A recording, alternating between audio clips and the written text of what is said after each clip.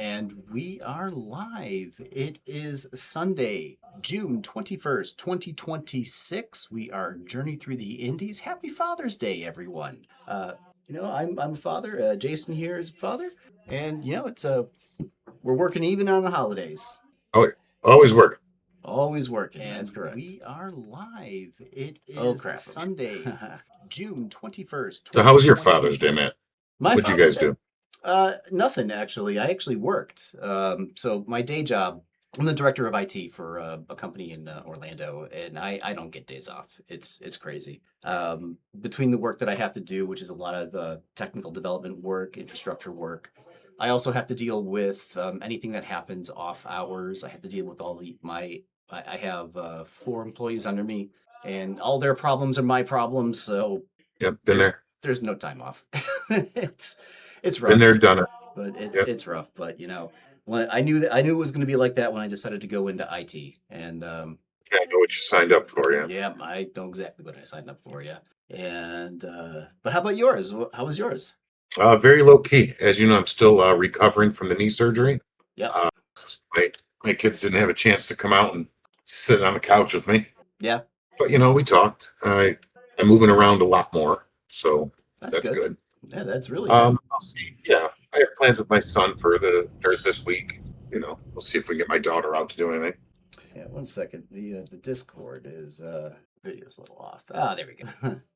There it is. There he is. Perfect. All right. Yeah. So little by little, our production value gets better every week.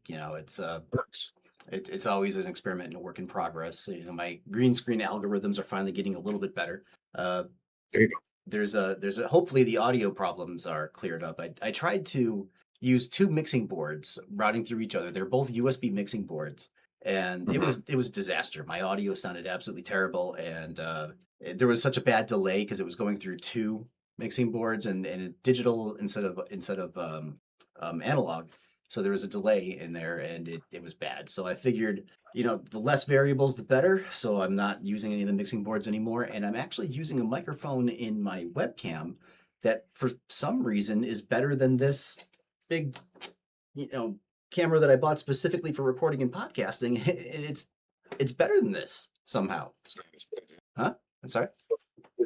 I probably look a little different this week. I'm on a new laptop, fancy, fresh, Yes. ready to go. I'll be trying to step my side up a little bit more and more each time. Yep. Yep. More and more But each time. yeah, That's I mean, the last couple weeks have been nothing. I couldn't do anything. So, so. What kind of laptop are you running on now? what's that? What kind of laptop are you running on now? You are the computer guy, my friend, not me. It's one that Marla ordered for me on Amazon, and it looks very nice and it works very well. What's the brand name on it? I have no idea. You don't know? You just open up You the are laptop, started you using are it? asking the wrong man. It's okay. They're all the same now anyway. Ask me how to go from a headlock to a back hammer lock. Yeah. Okay. I That's can tell you that. well. Hopefully, we'll be getting into something like that very soon. That's what people are tuning in for. They want to hear about how the indies worked, as the title of our show would imply. And have you been keeping up with any of the indies recently? I know I you had a I really surgery, I but really I really don't like them. Um, the way I wrestle and the way wrestling is nowadays, it's not entertaining to me at all. Um, However, every now and then I find a indie wrestler or a couple of indie wrestlers. They're like, "Wow, this person entertains me again. yeah, This person understands. This person gets it." So I have had some fun looking for that sort of entertainment for myself. mhm. Whereas, it's very hard to entertain me with wrestling. But I mean, I enjoy it. There's a lot more. I will tell you this: over the last 10 years, there are way more wrestlers now going back to doing it a little more like the way it should, just modernized, updated. Yeah. But I'm definitely seeing a lot more professional, basically professional wrestlers out there nowadays. What do you think was the major contributing factor in ruining it? I don't know. I'd have to start before that, I think, and break it down backwards. When I first started, it was 1997 in Charlotte, North Carolina. There was still a little bit of a remnants of the old territories. So there wasn't wrestling schools everywhere. They were all run by reputable professional wrestlers, mostly. 99% of the time. Hmm. Um, and it was really hard to get into and hard to break in and hard to stay in. Um, and within like 2 years, guys would go to wrestling training for a month, quit, leave early, start their own wrestling school in their own town. And now these guys don't even know that they're not even getting properly trained. Mm. And they go buy their gear from Hot Topic. And for, I swear, from like 1999 until like maybe 5 or 6 years ago, it seems, it was just like, I mean, we used to call them backyarders because that was the only place they wrestled was in Right. their own backyard. But now they were on and promoting professional wrestling shows under the guise of professional wrestling. None of them, knew a handshake or spoke, the secret language. None of them knew anything. It just got so bad. There was so much of it. It was like they just wanted to take the lazy way out and not go through the proper training Mm. and the proper channels. A lot of promoters started their own promotions just so that they could wrestle because the real promoters wouldn't let them on. Yeah, that tracks. That tracks. I could definitely see Yeah, that I'm sure happening. there's still some of that nowadays. I'm sure that hasn't gone away completely. No, no, it hasn't. There's a lot of promotions out there that are half-assing But it or imagine doing that it. was most of it. That was most of it for a period of time. Yeah. Uh, and now as I look through and as I watch and as I try to keep up on what's going on, I'm noticing that trend the other way again.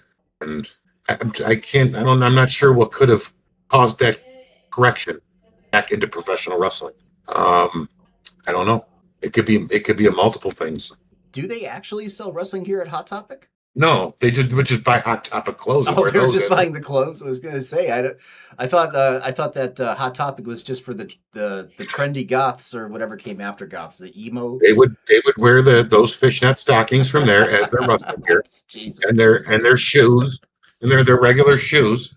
Oh And I'm like, man, if you want to wear Doc Martens, that's fine. Go to a boot maker, any cobbler, anything. Have them take the big sole off and put a soft foam rubber sole on the bottom, and yeah, now they're wrestling boots. yeah, That's all. yeah. Put some friggin' money into it for Christ's sake. But you can't be You know? wrestling with steel toes, though, right? Oh, they would. They didn't know any better. Well, you shouldn't, though. Well, you shouldn't. No, you should have professional. Yeah. You should have your gear professionally made and unique to you as best you could. Is there like a reputable dealer or one company that is preferred among wrestlers, or is it spread out? There's so many nowadays. The last time I was actually ordering gear, there was several places you can go.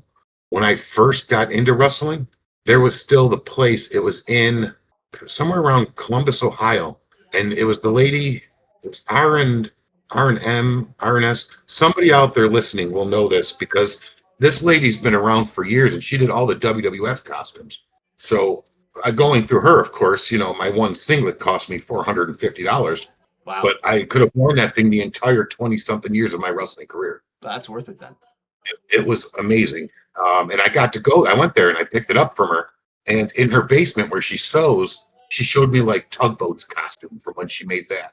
Uh, so she might even still do. I mean, I don't know if she's around or God forbid, but I mean, it was like back then there was like one or two places you go to, and a lot more have popped up since, and I'm sure there's a ton of different ones now. Mm. Is there That like a I'm not preferred brand that you guys like when it there. comes to There's no brand. like knee It's pads all or custom. boots? Custom. Really? I mean, back in the late '90s and early 2000s, the Trace knee pads were very popular. I remember having those, but now everything should just be custom made. You know, Yeah, yeah, and then that's the way true. they do the costumes nowadays, it pretty much every article is pretty much custom head to toe. You've seen it with some of the shows you've been to. Oh yeah, yeah. They could buy any knee pads and they have them covered with the material that matches the rest of their costume and gimmick. And It's easy to do that nowadays. I mean, I've recently been looking into making my own custom shirts, just because I wanted something unique with my own patterns on there, and you can get them done for anywhere between 20 to 40 bucks. Actually, there's higher if you want to pay more, but most of them I've seen are right around the 30 to $40 range just to make a custom button down shirt like this.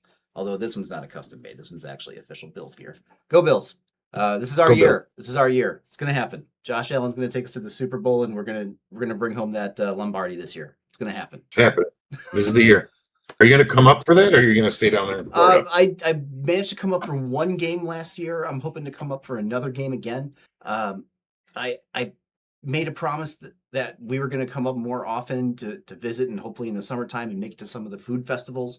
Which, by the way, Buffalo, New York. For those, I would imagine most of our watchers don't live in Buffalo, New York, but Buffalo, New York gets a bad rap. But oh my God, the best food in the entire world is in Buffalo, New York. There's And nothing like it. yeah, and they have the best food festivals, and other cities come close, like Chicago, Detroit, New York City. They're all very good, but they're just not as good. And the pizza and wings are the best. To give you an idea, for those of you who may not know, like in the South, everything is a chain, right?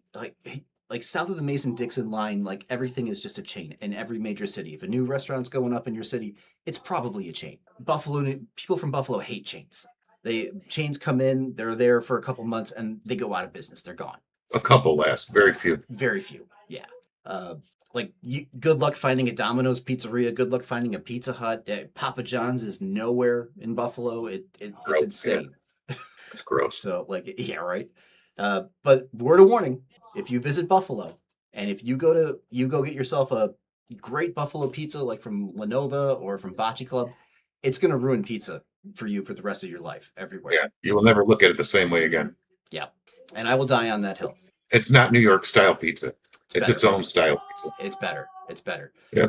Then the next closest thing maybe is Detroit pizza, but the difference. That Connecticut pizza I heard was pretty close. Yeah, the difference is the pizza in Buffalo, we still have a thick crust, but it's not cooked in a pan. It's cooked on a stone. Like that, they do that in New York City, but it's the thicker crust, maybe a little bit more like Chicago, because, it makes sense. Buffalo's halfway between New York City and Chicago. So it's halfway thick. Yeah, halfway thick and cooked on a stone. And the sauce is the secret, though. I don't know if I should give away the secret of the sauce, but the sauce is way different. I wouldn't do it. I wouldn't do it. No, I'm not going to give away the secret on this podcast. There's a big market for buffalo food in the state of Florida. There is. So do not give away your secrets. That's 100% true. Me and a friend actually opened up a hot dog stand because we wanted to do like you remember Seneca, Texas Red Hots and Louis and Ted's, right? They all have this this sauce that they put on there. It's called they call it a Texas gravy sauce, but it's super popular in Buffalo. And even though you could probably find the recipe on the internet if you want, I'm not going to give it away here. But my old buddy that I grew up with moved down here. He lives in Volusia County. I live in Brevard County. We opened up a small Buffalo-style hot dog stand in our local dirt mall, the flea market. And I love flea markets. Yeah, me too. I know. I'm such a trash panda. I go to these flea markets and I eat freaking fried food like I shouldn't be doing. I love it. And love it. And people from Buffalo swarmed us. Like during the summertime, like people from Buffalo were coming in from Orange County, from Osceola, from Volusia, from my county. All Bills fans. They would come in. They'd wear their Bills gear. They'd buy as much sauce as they could take with them. And then when the Bills game started coming on TV, we didn't see any. Yeah. That's business here as well. Yeah. That's business here in Buffalo as well. If you ran a store, retail store or anything, Sundays during, Bill season, you're not going to see anybody. Dead. Completely dead. It's amazing. Yep. Like in Buffalo, our favorite grocery store is Wegmans. And even though they do exist in some other cities, it's like a main staple in Buffalo. It's like Wegmans. Just a couple, not many. If you go to a Wegmans on Sunday, it's empty. Dead. Oh, yeah. Completely dead. Absolutely. You've never seen anything like it. It's usually mobbed. That's when I look at the Olive Bar, yep. Yeah, and there's a lot of interesting places that they've recently opened that I've noticed when I was there in November. I've noticed that Buffalo Pride has been kicked into high gear in the last couple of years. Oh yeah, like it must be because of Josh Allen. 3 or 4 stores. Yeah, we have 3 or 4 large stores. Yep. With multiple locations dedicated to that. Mm-hmm. Yeah, we discovered a place called Bougie Buffalo. That was interesting. Have you been to one of those? No, I have not. Do I look like I've been to a Bougie Buffalo? Yeah, I mean, you got the Sabres hat. You could have got it there. No, I got it at the Buffalo store. Yeah, or the BFU store. They're direct competitors. Yes. Yeah, they're. That is where I take my business to that store because they have a coffee shop next to their store. Yep. That is the alarm for me to take my medication again. But they have a coffee shop there, and the coffee is amazing. Yeah. Buffalo's big with coffee too. Yep. Oh, did I tell you the biggest progress in this knee surgery? No, go on. Most people are still on painkillers 2 weeks, 3 weeks, up to 4 or 5 weeks into it. Mm-hmm. Look what I'm on. Ibuprofen. Nice. Okay. So, like I said, I think I might have talked. I don't remember the last podcast because I was out of my mind on pain and pain meds. Yeah, But I hate the feeling of being drugged right. or on. Oh yeah, we were watching. I had two highlights from Brooke Havoc matches when we got through the first one. Uh, I don't remember the name of the person that she wrestled against in the first one, but in the second one, which we didn't watch, we could watch it if you're feeling up to it. But the she wrestled a young woman called Megan Bain. Pain. Absolute smoke show, dude. You should see this one. Really? In a league called the GCW, Game Changer Wrestling. Oh, I've heard of that. Yeah. Yeah, it's very interesting. They have a lot of really good talent, and I do have some I see highlights. their roster. Yeah, there's good talent. Really And good they had, roster. isn't that Yeah. where Matt Cardona was when he was on the Indies most of the time? He was like their death champion or something. What name did you say? I kind of missed it. Matt Cardona. Oh, I've seen him. He frequently wrestles at the ALW here in Brevard. Yeah. Hmm. Well, he's back in WWE now. Oh, is he? Oh, good for him. So you will not be seeing him. Yeah, you will not be seeing him at the ALW in Brevard. Do they lock you into an exclusive contract when they get you? Oh yeah. Do they really? Oh, Yeah. Oh yeah. So it like Nowadays it's a little different with the world of multimedia. Mhm. You know, no matter what they did with him, they could put a whole new gimmick on him. He'll still be Matt Cardona on his podcasts that are very popular. Yeah. And on his web shows. Yeah. So in today's world of multimedia, it's very hard for them to own you outright completely, but you cannot go wrestle on someone else's show Right. unless cross promotion and you were sent there by the office. Yeah, exactly. Now, you mentioned before on the show that as an independent wrestler, you don't actually make your money wrestling. You basically get gas money from the venue or the promotion that you show up at, and where you really make your money is with your merch sales and whatever you could tie into from there. Correct. But when Correct. you actually cross that line and you make it big into the WWE, are you no longer able to sell the merch on your own, and does the pay that they offer you more than make up for that if they don't? I've worked for WWE maybe 20 times, never once under contract. Mhm.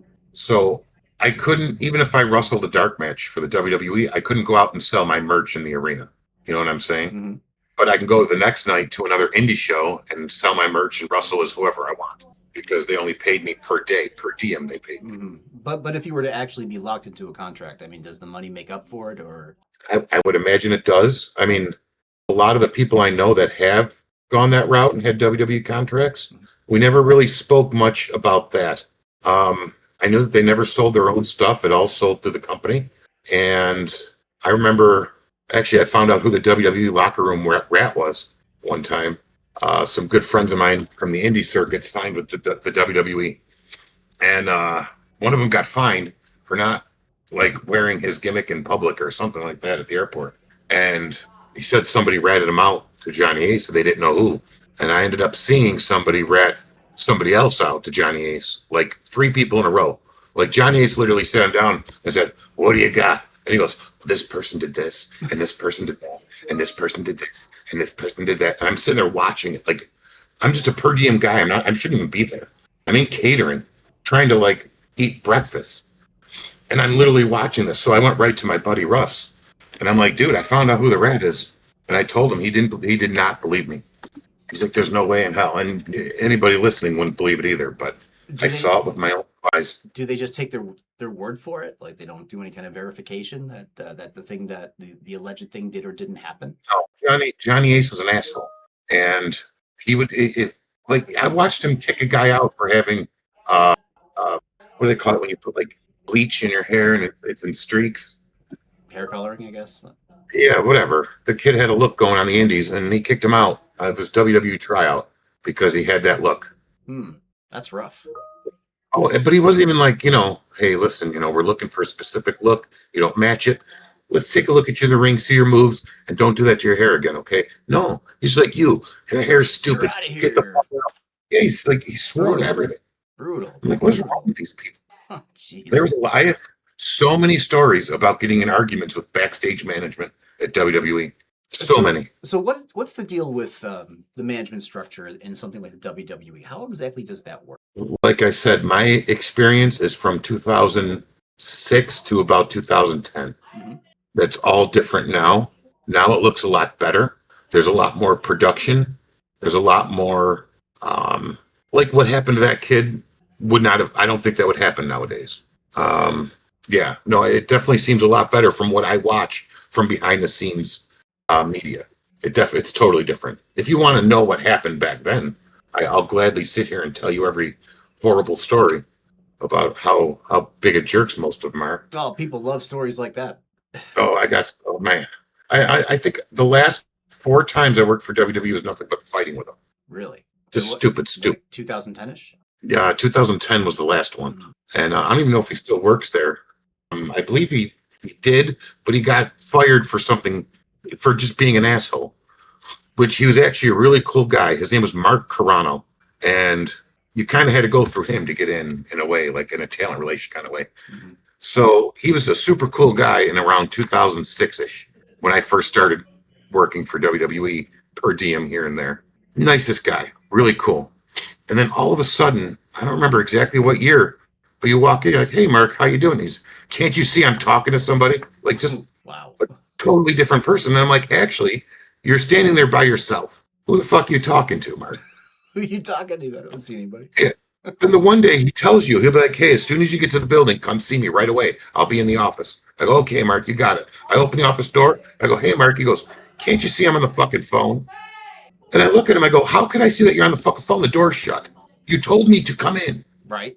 Just stupid things like that. Like, he went out of his way to be a jerk. Now, I don't know if this is true because I wasn't there for this, but did you ever hear? Was it Mickey James who got fired, and they dropped like her belongings off in a garbage bag? No, I never heard that. Somebody got fired. I want to think it was Mickey James, but I could be wrong.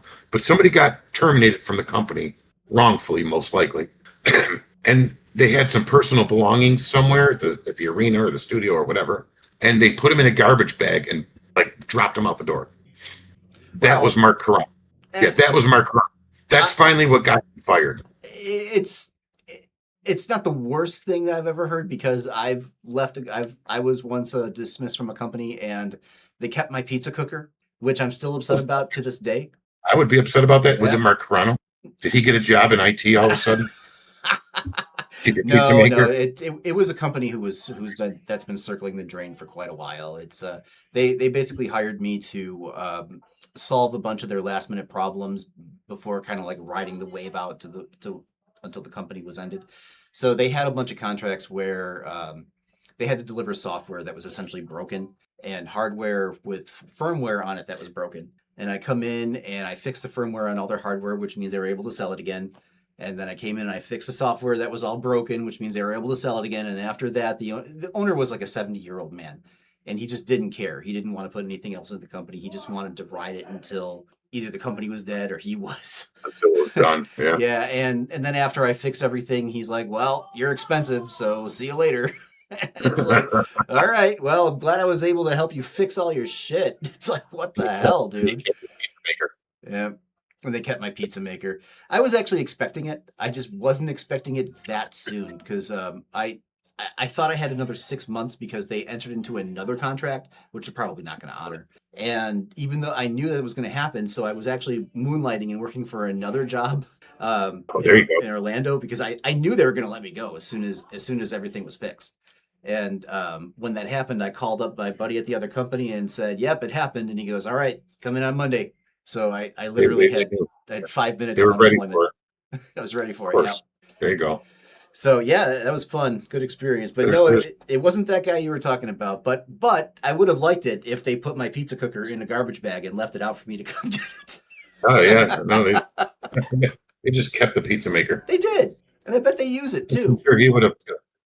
I had to get another one. My new company, they love that pizza maker. I got another pizza maker because I make pizza for my coworkers, and they love it. They were asked. Most of my coworkers are from Mexico, and recently we've had the World Cup. The FIFA is Mexico's a big part of it. So they're having parties in the office where they're getting hammered and watching the soccer game. Oh, and they've asked me to make pizza for them for the game, so I did. And but yeah, they were having a. You're doing your part. Exactly. I don't know anything about soccer, and I don't want to watch it at all. But I will make the pizza for them. That's cool. That's cool. You did your part. That's all that counts. You're part of the festivities. I Exactly. just got a text. I just got a text from my son. He overheard that we were talking about the WWE locker room snitch, Yeah. and he asked me who it was, and I told him I'm not telling him. Ah, So, you gonna do that to your kid on Father's Day? yep, yeah, he didn't bring me nothing. Did you see any gifts from him? I don't I know. see no gifts from him. I don't see Ah. any. So Oh, what's his guess name? what, What's his name? Bradley? Bradley? Bradley, you Yeah. got to get your dad a better gift for Father's Day. Oh, actually, no. You know what he did? I take that back. He just brought it Ah, early because he came to help me out during the week while I was laid up because he's a good dude like there you that. go. I don't know where. Oh, it's down there. I can't reach it. It's an Evil Knievel pop Funko. Well, that's not bad. Knowing that I'm a big Evil Knievel fan. Okay. Well, hey, he got you something. He just delivered it early. So now I must give him grief because I do not have one on the day up. Yeah. But I still think him. My wife got me a shirt, and since I'm the only one that actually has any income in the household, it's like me buying myself a shirt. But I suppose it's a I've been fun buying thing. myself Father's Day gifts for 21 years now. Yep. Yep. 22 as of tomorrow. 22 years. This is my 22nd Father's Day gift. Oh wow. I bought myself. See, my oldest is only 17. He's Oh, you got plenty of time to go. yeah, yeah. Well, you know how the world is right now, man, with how expensive everything is, and they don't let kids get experience anymore. No, you know. This is something that we ran into last summer, and he wanted a job. He just wanted a simple part-time job during the summer, make a little bit of coin Good to for him. put in his bank account. And I drove him around to like every freaking place in the Space Coast, and I they got all said nothing. this. They all said the same thing. We don't hire anybody under 18. Yeah. Are you kidding me, guys? Like, I'm from New York, where Yeah, you think the state is like super regulated in everything they do, and they are. But it is. I worked when I was 16. I worked almost 40 hours a week when I was 16 in the Well, summertime. you probably shouldn't have done that, but no, I worked a lot too. My grandfather had a blacktop business. Yeah, So I was doing blacktop when I was 5. damn. Oh yeah. During the summer I do blacktop. I knew how to do a blacktop driveway by the time I was 14 years old. I was selling them. Oh, that's awesome. Those were really popular for several years back in the 90s. Oh yeah, we People were putting we in crushed it blacktop in the Hamburg driveways. area. Yeah, Oh yeah. we used to love to rollerblade on those, and the house owners would get all mad at us. Oh yeah. Like get off my driveway. Yeah, yeah, that's what we used to do. We used to find the blacktop driveways so that we could do because they were really smooth and you get in there and you could do like little tricks and then you could you blade out of there. And then they always used to yell at us, "Get out of here, you damn kids!" My son just asked me, he said, if you get to a certain amount of subscribers, would you reveal who the WWF locker room rat was at the time? Hmm, maybe. Sure. I guess if we can get to 1,000 subscribers. Well, first we have to fill up the bleachers. So for every new subscriber, and I'm actually a little bit behind. I have to put in some more characters here. For every new subscriber, I will put a butt in the seat in the bleachers. Right now, there's only 2. We have to bring it up to 9. Actually, we got Yes, some new yes. subs this week, which is great. Once we fill up the bleachers, it looks like it's somewhere around 100, 150, maybe 200. Then I'll just stop putting characters in. But then we got to promise something bigger. So maybe when we get up to 1,000, maybe we'll give away the initials. There you go. That works. Yeah. Because Wait, the name initials or the gimmick? I don't know. Because he wasn't. We'll figure it Oh, it was out. a, Well, here's your first clue. It was a he. he had a gimmick. That was his first clue. Oh, yeah. All right, we'll leave it He's at around. that. I'm telling you right now, he will be pissed when it's not an accusation because I saw it. It's just a fact of what I It's saw. a fact. But Yeah. he's gonna be pissed and he's gonna deny. Oh, I didn't say that. I never said that.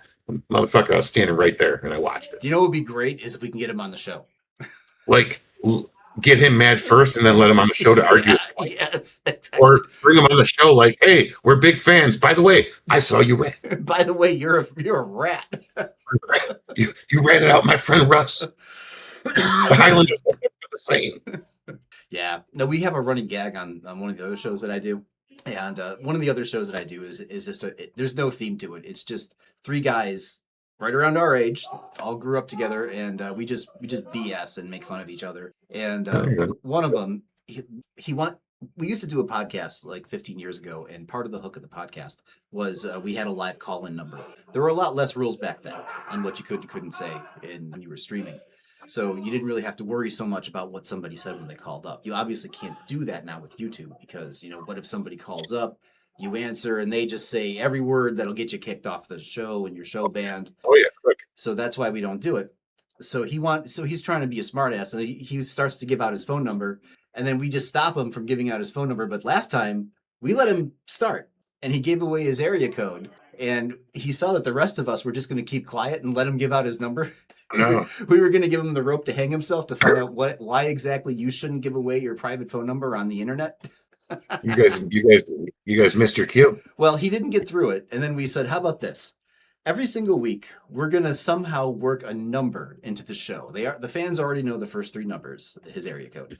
So the next number, I'm gonna work in, and I think I know how I'm gonna do it. Do you remember Sesame Street? How they would say this Yeah, show was brought to you by the numbered letter. I'm gonna do that at the end of the show. yeah, That's how I'm gonna give away the next number. there you go. But it's a gag. So yeah, so last week we watched half of the highlight reel. Did you feel up to watching the second half of it, or I'm actually running out of every. I see. I still have these big long socks on. I can't sit for longer than 40 minutes. Oh, okay.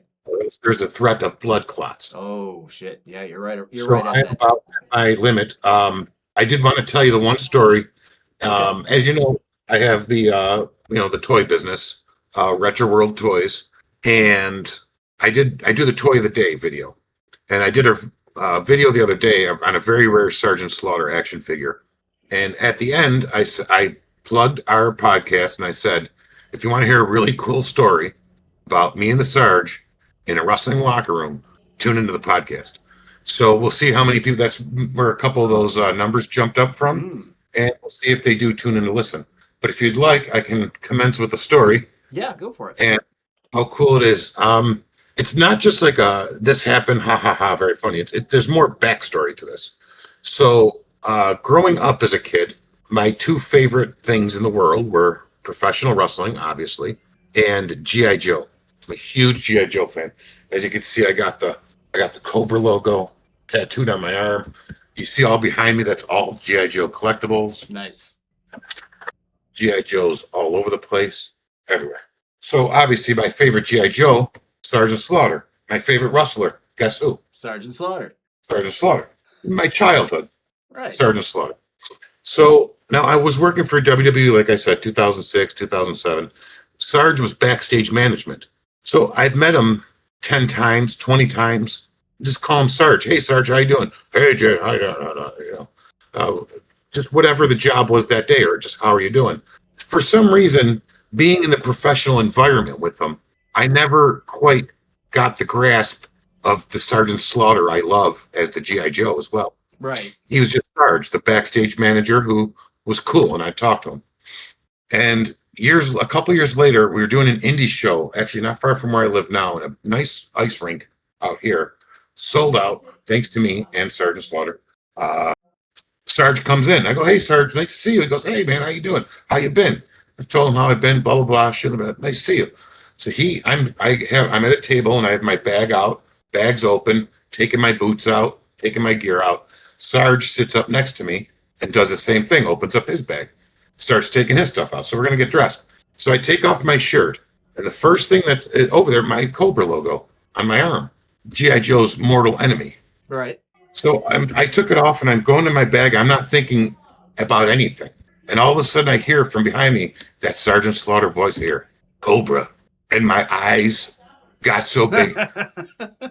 I lie to my children and I tell them that other than their births, that was the greatest moment of my life. I lied to them. That was the greatest moment of my life. Because for that quick second when I heard, because I didn't see Sarge, he was behind me. Right. But I heard his voice say, Cobra. And it was like a switch went off inside of me, and I was 5 years old, 6 years old again.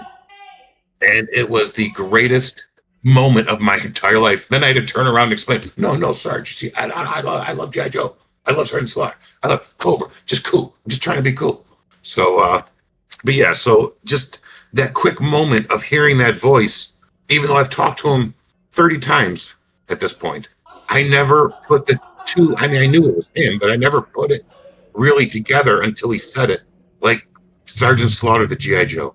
It's like he resurrected the character for you. Oh my God. I don't know if he probably doesn't know this, but he had given me, if I would have passed away that night, I'd have been fine. Completely fulfilled. That was it. It's been all downhill since then. Yep. What else has happened? Well, everything after this point is just gravy. It's just gravy at this point. But yeah, no, imagine, try to think about that. Like, I've met him and it wasn't because we were in a professional environment. Mm-hmm.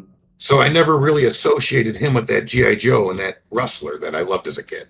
To me, he was the rustler. I knew it was him, but we interacted differently because he was, making sure I was where I had to be when, or giving me advice. He was always giving me good advice. But it wasn't until he kind of switched into Sergeant Slaughter G.I. Joe character in the locker room. Yeah. Cobra. I'm like, oh, it's the greatest moment of my life. And the scariest, because I had to explain to him I have a Cobra You have logo. to explain why you have a Cobra tattoo. It's like, well, if he should have got in character. He's like you're trying to hide the weather dominator in the arena. Oh yeah, I felt like a kid who got caught stealing the car from his parents when he's 16. I'm like, oh no, Sarge, no. You see? So that was my Sergeant Slaughter story that I wanted to share with everybody. Well, and it's awesome. probably it's the coolest thing to ever happen to me. So I tell my kids it was that. There you go. See, I don't tell my kids that the birth was the greatest moment of my life because births are actually quite gross. Oh, tell me about it. Yeah, dude, we had 3 of them. Show 'em that. Because I had 3 kids, and my wife is okay. So we're I'll just own it. You know what? We're eccentric. We're a little eccentric. We do. We all are. Yeah, we do things that are a little weird, things that people would find a little bit weird. And one of these things is my wife. Fortunately, she's built for this. She wanted to do home births. So Ooh, yeah. So for God bless. all 3 of our kids, one was born in a birthing center, and the other 2 were born at home. Not home. And people say it's a beautiful process and a beautiful thing, and I guess maybe in some way it is, but it's really gross. It's also really gross, and I'd rather not go through that again. I don't blame you. Yes, people I did it in the hospital no both times, idea. and it was bad enough for me there. No idea the kind of stuff that you have to do. Like we had to hang on to her placenta for whatever reason. For Not doing it. Not doing it. Like, and that was I don't remember why. Like we had to save it because of the blood, because we might have needed. I don't remember the reasoning behind it, and I don't actually care. I've seen one, and if there's anybody out there who's never in the room when their child was born or seen this, if you watch the G.I. Joe movie from 1987, when they get to the Cobra La laboratories and there's all those things pulsating around, that's pretty much a placenta. Yeah, so yeah, it's nasty, and it's gross. I remember I remember I had to beg my wife to throw it away. I'm like, there's no need. We don't need to keep it for. I don't remember the reasoning why we still had it. Because for parties? No, it was because I don't know if this is true or not because I didn't look into it, but something about like if you needed the blood that was in there for some reason, like a transfusion. I don't know. I didn't ask any questions. But as long as it's not weird, like bake a cake, right? No, we threw it away when I was able to. When I was like, all right, look, we don't need it. The kid's old enough. We all have blood. there's we all have plenty of blood to go around. There's plenty. We can get rid of it. We can make it happen. I have friends too. We got plenty of blood. Yeah, it's like my wife is typo positive. I'm typo negative. I'm pretty sure the kid's gonna be fine. One of us will have the right blood. They'll be fine. Yeah. So yeah. All right, buddy. Well, I have reached my limit, unfortunately, but each week I keep getting better and better. You do, and hopefully that knee is at 100% within 6 weeks. What is that? The recovery time? 6 weeks. 6 weeks? No, it's more like full recovery is about 6 months. Oh, ouch, that's but nasty. I'm getting a little bit more mobility each day. I'm still can't drive the car, but I could passenger for a little while. So that was exciting, actually getting out. I was like a dog on a road trip. I bet. It was after exciting. 2 weeks on the couch, and I was like, my head was out the window and my cheeks were flapping in the wind. Excellent. But yeah, no, next week, like I said, every week's better and better. So every week's better and better. Yep, we'll keep it going. I'll bring some more fun stories back. You guys bring up some subscribers, and I'll start leaving clues as to who that locker room rat. I have one plug. If you take a look at the screen, friend of mine, wrestles under the name Ryzen. His real name is Rob Kimball. He wrote a book called In Demand Indie. It is a great book, and if you are an aspiring wrestler, this is a must read. It's easy to read, it's not that long. Scan that QR code on your screen. You'll be helping him out, you'll be helping us out. And there we go. Have a great week, everyone, and we will see you next week. See you next week, everybody. Bigger, better, stronger. Go Absolutely. Bills. Go Bills. Sabres.